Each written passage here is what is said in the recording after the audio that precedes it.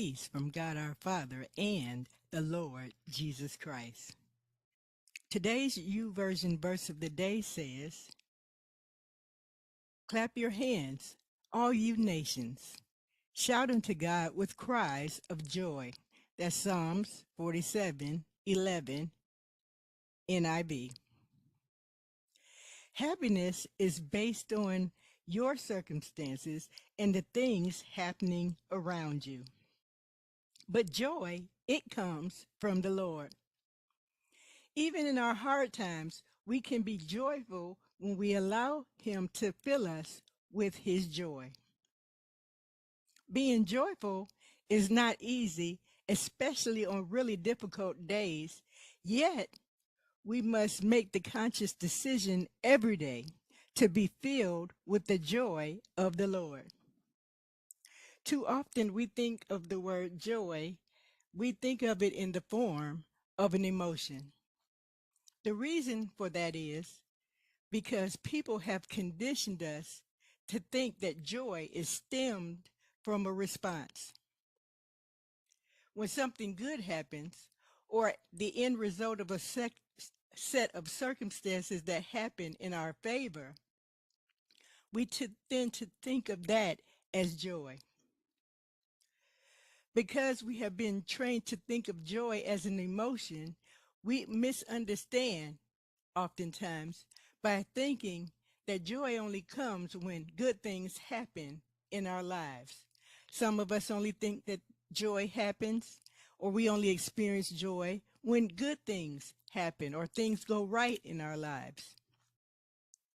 When God answers our prayer in a favorable way, we automatically feel joy. But can you experience joy in the no? Can you, when you realize what the outcome would have been in spite of what you wanted, can you experience joy? Can you experience joy in the purpose of no?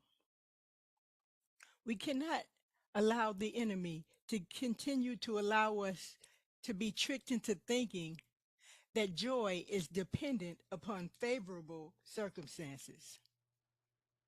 Somebody under the sound of my voice is experiencing disappointment.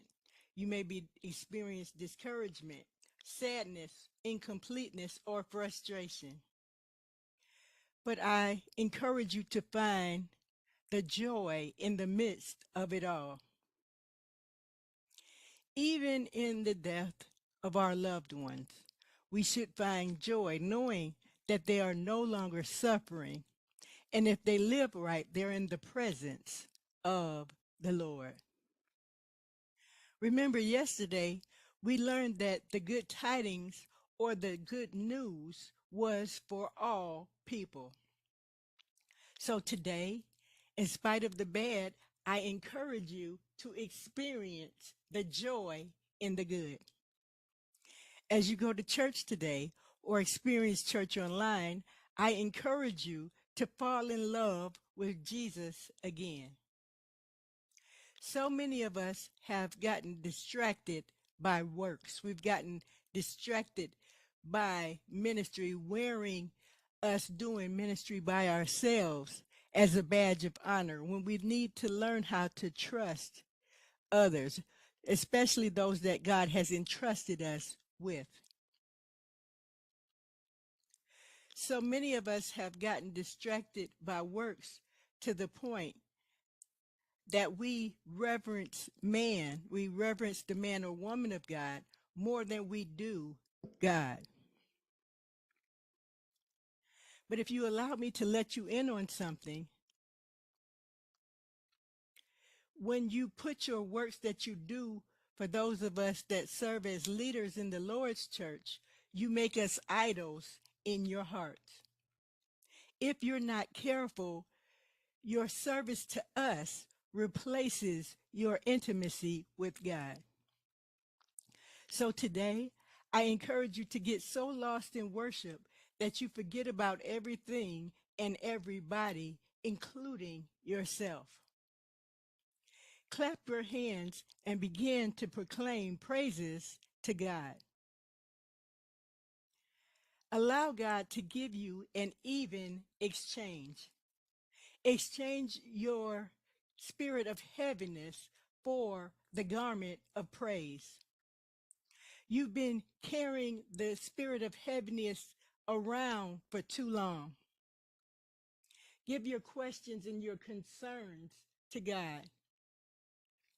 And then, after church is over, I encourage you to carve out a space in your day to spend with you and the Lord so that He can answer your questions and address your concerns through His Word. The Advent season prepares us for His return. But before He returns, some of us need to address the issues in our hearts. Be blessed.